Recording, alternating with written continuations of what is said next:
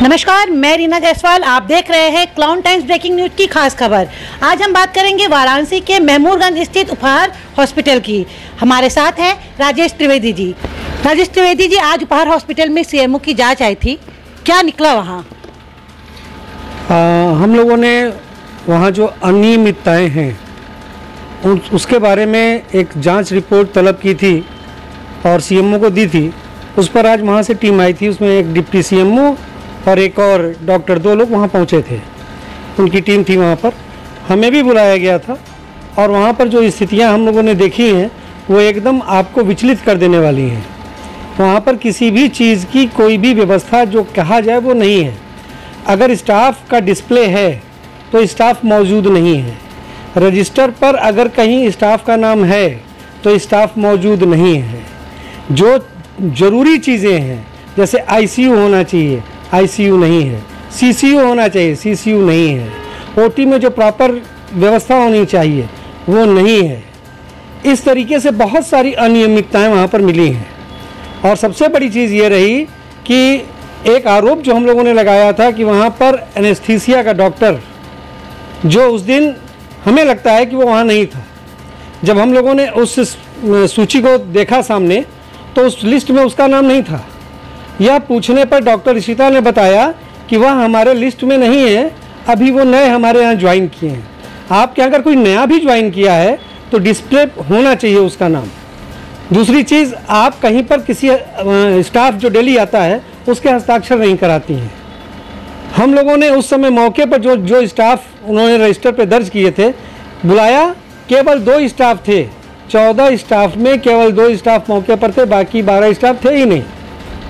तो इस तरीके की अनियमितताएं, और वह भी ऐसे नर्सिंग होम में जो कि अपने आप को कहते हैं कि बनारस के लीडिंग नर्सिंग होम है।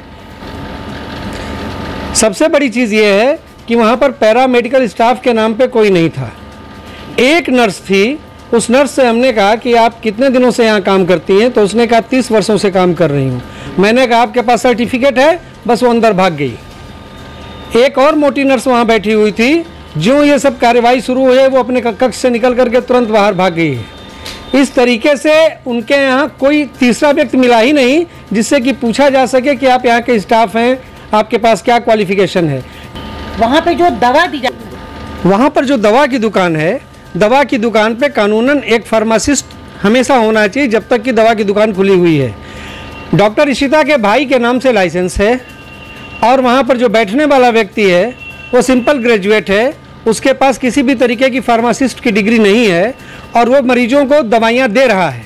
कौन सी दवा दे रहा है, किस प्रकार की दवा दे रहा है, उस दवा से किसको क्या हार्म हो सकता है, इससे मतलब नहीं है। उनकी दुकानदारी चलते रहना चाहिए, सिर्फ इससे उनको मतलब है।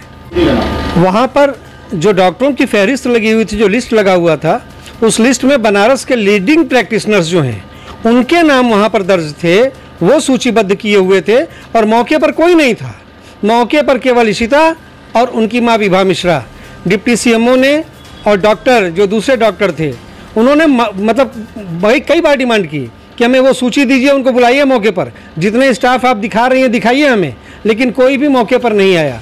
यहाँ तक कि जो अटेंडेंस रजिस्टर है, अटेंडेंस पे किसी के हस्ताक्षर नहीं, और वो रजिस्टर भी तुरंत तैयार किया गया वहीं पर। इस पर भी डिप्टी सीएमओ ने अपनी आपत्ति दर्ज कराई वहाँ पर कि ये आप गलत काम कर रही हैं। जो चीज़ें यहाँ पर हैं, इसके बाद आप सोचें कि हम लोग तो गए थे, चूँकि वहाँ स्टाफ गए थे, डिप्टी सीएमओ गए थे, उनके कॉल पर हम लोगों को बुलाया गया था वहाँ। इन्होंने पुलिस में भी झूठी सूचना दी कि यहाँ लोग प्रदर्शन करने आ गए हैं, हमारे यहाँ बवाल हो रहा है।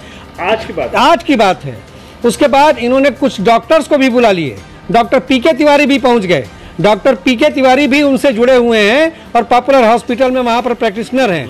इन दोनों लोगों की आपस की दलाली चलती होगी निश्चित तौर पर, इसीलिए उनको वहाँ पर बुलाया गया और यह कह करके बुलाया गया कि हमारे यहाँ लोग तोड़ फोड़ करने आए हैं। और बड़ी बात, सबसे बड़ी बात यह है कि वहाँ पर हमारे छोटे भाई भी पहुँच गए थे। उनसे उन्होंने बंद कमरे में कहा कि कुछ ले दे करके रफा कर दीजिए। तो जब इस तरीके की स्थितियां हैं तो आप अंदाजा लगा सकते हैं कि वो किस स्तर की डॉक्टर हैं और वो क्या करना चाहती हैं। राजेश जी, आपको इतनी बड़ी जांच की आवश्यकता क्यों पड़ी? इसके पीछे सबसे बड़ा कारण यह है कि पिछले महीने में, आज ही की तिथि थी वो 20 मई, जब हमारी भांजी उनके यहाँ दिखाने गई थी सिंपल डीएनसी के लिए, और वहाँ जाने के बाद उसके साथ जिस तरीके की लापरवाही हुई और उनकी इस घोर लापरवाही के कारण पिछले 30 दिनों से 31 दिनों से हमारी भांजी कुछ दिनों तक मेदांता में और उसके बाद आज पीजीआई लखनऊ के अंदर न्यूरो वार्ड में जीवन और मृत्यु से संघर्ष कर रही है। वह मर रही है, घुट घुट करके मर रही है। मैं काशी वासियों से अपील करता हूँ कि उपहार नर्सिंग होम जहाँ पर मृत्यु परोसी जाती हो, आप पेशेंट को दिखाने जाएंगे तो मृत्यु लेकर के आएंगे। ऐसे नर्सिंग होम में अपने परिवारीजन को, किसी भी अपने रिश्तेदार को या किसी को भी वहाँ भेजने की कृपा न करें, अन्यथा मौत से ही सामना करना पड़ेगा। आज मैं बिलबिला रहा हूँ, आज मैं रो रहा हूँ, आज मेरी भांजी संघर्ष कर रही है जीवन मृत्यु से, कल आपके साथ भी यह घटना घट सकती है। उससे बचाने के लिए हम इस जांच तक पहुँचे हैं और आगे भी जितनी भी अनियमितताएँ हैं इनकी, उसको उजागर करेंगे और किसी भी स्थिति में इनके नर्सिंग होम को बंद कराएंगे। शैलेश जी, आप भी उपहार नर्सिंग होम में उस वक्त मौजूद थे, पूरा क्या है ये मामला? मैम, हम बता रहे हैं कि मैं अपने होटल पे था, वहाँ पर उपहार नर्सिंग होम के बाहर मेरे एक दो परिचित रहते हैं, उन लोगों को फ़ोन आया कि आपके बड़े भैया को वहाँ देखा गया, कोई बात है क्या? आपकी भांजी के, मेरी भांजी का भी हाल ही में वहाँ पर एक्सीडेंट हुआ है, आप लोग को मालूम होगा। मैं गया, जब मैं वहाँ गया तो मैं इशिता मिश्रा और जो जांच कमेटी थी उसके सारे सदस्य थे। मेरे पास कैमरे में रिकॉर्डिंग भी है। मैंने कहा क्या जांच करने आए हैं, जब इनके पास पैरामेडिकल स्टाफ, नर्सिंग स्टाफ और इनके पास कोई भी सुविधा, एम्बुलेंस कहते हैं कि ये मेरी मर्जी में रखूं। अब हमको नहीं मालूम कि भारत सरकार या मेडिकल काउंसिलिंग कहती है कि मर्जी से हॉस्पिटल चलेगा, पहली चीज़। तो उन्होंने कहा कि आप अंदर केबिन में आके हमसे बात करें। हमारे बड़े भाई थे, वो बाहर जांच करवा रहे थे, वो मुझको अपने अंदर ले गए। मुझे एक गिलास पानी दिया गया कैमरे में। हमसे बार बार कह रहे हैं कि गलती मेरी नहीं, उन्होंने जो कहा। मैं कहा मैम, अगर गलती मानने में क्या बुराई है, एक बार गलती मान लीजिए तो आपकी ये बात होगी। तो कह रहे मेरे तरफ से कोई गलती नहीं, जो गलती हुई एनेस्थीसिया वाले की तरफ से गलती हुई। हम क्या मैम, एनेस्थीसिया वाला उस समय था कि नहीं था ये तो मुझको नहीं मालूम, लेकिन जो हमारे यहाँ जानकारी है उस जानकारी से एनेस्थीसिया वाला बाद में आया। तो कह मैं सीसी फुटेज को दिखा सकती हूँ। हम क्या सीसी फुटेज में आप क्या कर सकती हैं, वो तो आप कमेटी को दिखाइएगा, हमको मत दिखाइएगा। आज जांच करने जो टीम आई है उनका सहयोग करें। तब तक मैं देख रहा हूँ कि 3-4 पुलिस वाले आए, वो आकर हमसे कह रहे हैं कि भाई कहाँ तोड़फोड़ हो रहा है। हम क्या, हमको तो नहीं मालूम कि कहाँ तोड़फोड़। वो भी उनसे पूछे, वो वापस चले गए। फिर उसी बीच में पीके तिवारी डॉक्टर है, वो आए। तो पीके तिवारी डॉक्टर साहब से मैंने बात किया। वो मुझसे खुद क्या किया, यार त्रिवेदी जी आप बताओ, हम लोग तो आपके साथ हैं, ये मेरी बड़ी बहन है विभा मिश्रा को, हम लोग की गार्जियन है। हम क्या, हमारी भी जैसे आपका विभा मिश्रा बड़ी बहन है और इशिता आपकी भांजी हुई, वैसे हमारी भी बड़ी बहन है और हमारी भांजी है। तो आप अपनी बहन का पक्ष ले रहे हैं, अपनी भांजी का पक्ष ले रहे हैं। जो ये लोग दोषी हैं उसके बावजूद भी आप पक्ष ले रहे हैं। आप भगवान के रूप में हैं। और उस दिन आप भी मौके पर थे। आपने मुझसे कहा कि मुझे आन काल बुलाया गया और ये कह कर बुलाया गया कि यहाँ पर मामला सीरियस हो गया है, बच्ची के साथ ऐसा हो गया है। तो कह रही है तो किसी के भी साथ हो सकता है। हम क्या सर, किसी के साथ हो सकता है कि एकाएक वो मर जाए, लेकिन ये ऐसा नहीं हो सकता कि मैं आईसीयू में जब मैं आप ओटी में जाऊँ और ओटी में ऐसा हो जाए और गार्जियन को ना बताया जाए। तो उसी पर मैं देख रहा हूँ, आपको मैं दिखा, मतलब आप देख भी सकते हैं, विभा मिश्रा इशिता का पैर दबाने लगी कि तुम चुप रहो। ठीक, इशिता मिश्रा के हस्बैंड आए। मैं नहीं समझता हूँ कि भारत सरकार या योगी सरकार किसी को इतना छुट्टी देती है। वो बैकडेट में एप्लीकेशन दे सकते हैं कि वो 2 बजे अपनी ड्यूटी छोड़कर अपनी बीवी के बचाव में आ गए। वो भी एनेस्थीसिया के डॉक्टर हैं, दीनदयाल में सर्विस करते हैं। और मुझको सबसे बड़ा कष्ट क्या हुआ कि बनारस के सम्मानित डॉक्टरों का नाम उन्होंने अपनी लिस्ट पे लगाया है। ओहरी साहब का लगाया है जो IMA के प्रेसिडेंट रहे हैं, बहुत अच्छे डॉक्टर हैं। नीलम नोहरी का लगाया है जो अच्छी डॉक्टर हैं। और जितने अच्छे डॉक्टर हैं उनका उन्होंने नाम लगाया है। नाम लगाना है किसी का, फिल्म के अंदर आपने दिखा दिया कि 5 मिनट का रोल है अमिताभ बच्चन का, बाकी समय गुलशन ग्लोवर का काम कोई और कर रहा है। तो ये बनारस के अच्छे डॉक्टरों का नाम अपने ऊपर लगाकर उनको भी बदनाम कर रही हैं। ये मुझे कष्ट हुआ कि आप ऐसे डॉक्टरों का नाम क्यों लिख रहे हो जो डॉक्टर आपके आते नहीं। नीलम नोहरी खुद हॉस्पिटल है, उनके हस्बैंड का खुद एनेस्थीसिया है। आप, मैं कह रहा हूँ कि अगर सब बात सही है तो उस समय ओहरी साहब क्यों नहीं बुलाया गया? वो तो एनेस्थीसिया के डॉक्टर हैं जो आपने नाम लिखा है, लेकिन उन लोगों को खुद नहीं मालूम है कि उन लोग के नाम यहाँ लिखे हुए हैं और उन लोगों के साथ भी धोखा हो रहा है। यहाँ दिखाया जा रहा है कि एनेस्थीसिया की वो डॉक्टर, मैं कोई भी जनरल पब्लिक जाएगी, अच्छे अच्छे डॉक्टरों का नाम पढ़ेगी, सोचेगी कि ये देखेंगे हमको, लेकिन वो तो अंदर कुछ और है। नाम आपने किसी का लिख दिया और काम किसी और का हो रहा है। इस बात का मुझे बहुत दुख है। तो फिर हमसे क्या करी हैं कि देखिए, जो मुझसे इसकी भरपाई होती है वो ले लो। हमने किस तरह से भरपाई, तो क्या आप समझ जाओ, हम आप अकेले, हम क्या कि किस तरह की भरपाई, पैसे से भरपाई है। अगर मैडम आप मुझे 1 करोड़ 2 करोड़ 4 करोड़ रुपया दोगी, मैं कह रहा हूं कि मैं आपकी बेटी को, इशिता को 5 जितना करोड़ मुझको आप दे रहे हो 1 करोड़ बढ़ा के देता हूं, लेकिन एनेस्थीसिया मैं लगाऊंगा आपकी बेटी को, आप मंजूर कर लो। हम कि ये पैसे का सौदा क्यों कर रही हैं आप?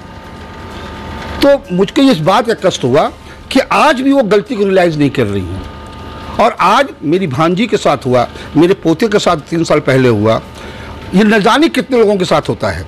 और फिर ये कहती क्या है, झूठ मूठ का। इनके यहाँ कुछ लोग बैठे हुए हैं जो पुलिस को फ़ोन कर देते हैं कि हाँ उपद्रवी आए हैं, ये है वो है।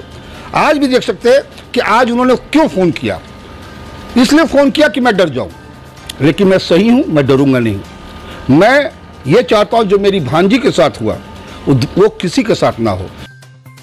नरेंद्र मोदी यहाँ के सांसद हैं, अगर उनकी जनता के साथ ये होगा तो मैं तो आग्रह करता हूँ नरेंद्र मोदी जी से, जो हमारे सांसद हैं, पिता तुल्य हैं, हमारे बड़े भाई योगी जी से मैं आग्रह करता हूँ कि ऐसे गलत काम करने वाले चिकित्सक को, क्योंकि इनके बातों में ये लगता है कि सुप्रीम कोर्ट ने मुझे रिलैक्सेशन दिया है, आप मेरा कुछ नहीं कर लोगे। तो मेरा कहना, सुप्रीम कोर्ट ने आपको रिलैक्सेशन अच्छी चीज़ के लिए दिया है, ना कि सुप्रीम कोर्ट ने आपको रिलैक्सेशन दिया है कि आप जाए क्राइम करो। आप क्राइम करोगे, सुप्रीम कोर्ट ने आपको रोक दिया है। मैं बार बार योगी जी से, मोदी जी से और जिला अधिकारी बनारस से, आयुक्त बनारस से और गृह सचिव उत्तर प्रदेश से मैं आग्रह करता हूं कि मेरी बेटी के साथ जो हुआ निष्पक्ष जांच करावें। अगर मैं कहता हूं कि जिस दिन हमारी इस जांच में अगर कमियां नहीं निकली, वो जो कहेंगे, मैं 302 का मैं खुद स्वीकार करूंगा कि मैंने अपनी भांजी के साथ गलत किया है। लेकिन मैं कह रहा हूं कि जांच होनी चाहिए। जांच में आज कमेटी बन रही है, क्या मतलब है? ये तो बात वही है, तारीख पर तारीख, तारीख पर तारीख, तारीख पे तारीख। हमारी बेटी जिंदगी में ये लोग क्यों इंतजार कर रहे हैं? मैं आपको बता देता हूँ कि उस बच्ची की हालत बहुत नाजुक है। कल के तारीख में भगवान ने करे इसके साथ कुछ हो जाए, जो डॉक्टरों ने कहा कि 99.9% पीजीआई के डॉक्टरों ने, कुछ भी हो सकता है किसी भी पल। ये इंतजार कर रहे हैं कि उस बच्ची के साथ कुछ हो जाए, ताकि उसके बाद जो रिपोर्ट आवे तो मैं कुछ ना कर पाऊँ। क्यों? कि बच्ची मौके पर नहीं रहेगी, ये जो कहेंगे उसको मुझे मानना पड़ेगा, सरकार भी उसी को मानेगी। मैं चाहता हूँ कि उस बच्ची के जिंदा रहते योगी जी, मोदी जी एक कमेटी भेजें पीजीआई में, वहाँ के डॉक्टरों से और वहाँ के उस बच्ची को देखें, उसके बाद समझ में आएगा कि सच क्या है, झूठ क्या है। किसी की जनता से बार बार हाथ जोड़ के यही कहूँगा कि अगर आप लोग त्रिवेदी परिवार के सचमुच सुप्रीम तक है, तो इस वर्षा शर्मा के साथ जो हुआ है, इतनी बड़ी आवाज़ उठावें सारी महिलाएं, सारी बहनें, कि जो मोदी और योगी जी के कानों तक की बात जाए। और मैं प्रिंट मीडिया से, इलेक्ट्रॉनिक मीडिया से बार बार आग्रह करता हूं कि जैसे दिल्ली में, जैसे पूरी दुनिया में किसी भी चीज़, किसी के साथ अन्याय होता है, प्रिंट मीडिया, इलेक्ट्रॉनिक मीडिया पूरा सपोर्ट करती है और न्याय दिलाती है। मुझे भरोसा है कि इलेक्ट्रॉनिक मीडिया, प्रिंट मीडिया हमारे साथ रहेगा, मुझे न्याय दिलाएगा। प्रणाम। क्लाउड टाइम्स यूट्यूब चैनल की खबरों को आगे भी देखने के लिए चैनल को लाइक करें, सब्सक्राइब करें, बेल आइकन को प्रेस जरूर करें। क्लाउड टाइम्स की खबरों को फेसबुक पेज पर देखने के लिए पेज को लाइक जरूर करें।